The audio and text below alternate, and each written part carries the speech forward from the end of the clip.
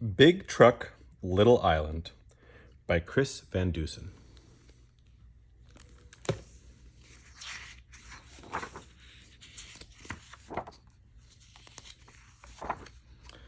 Out on the ocean one bright summer day, bound for an island still 5 miles away, a tugboat was towing a truck on a barge.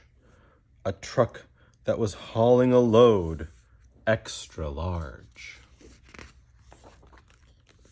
The cargo it carried was all under wraps, tied to the trailer with buckles and straps, facing a twisty and treacherous ride to get to the field on the far eastern side. The barge reached the ramp. The truck trundled off. It bucked up the bridge with a wheeze and a cough. Then slowly but surely it chugged up the road, lugging its 20-ton oversized load. One narrow roadway transected the aisle, and the driver had driven it less than a mile when he came to a switchback, terribly tight. Then he felt the whole payload shift off to his right. The trailer was tipping, everything slipping. The wheels in the way back were no longer gripping. They skidded and slid off the road, and then, thud, they landed and lodged in the soft, sticky mud. 2 cars in a hurry arrived from the north. Then from the south came a third and a fourth. They waited and wished that the traffic was flowing. They had things to do, and they had to get going. Meg had a swim meet at 3 in the pool. She swam the fly for her team at the school. And Barry was already late for ballet. He needed to practice his battement frappé. Pete had a project to finish with Paul, a working volcano with lava and all.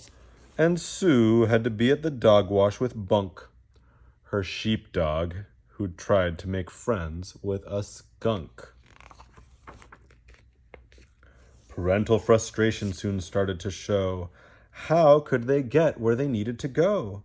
They stewed and they steamed, their faces grew red. Then all of their children convened up ahead.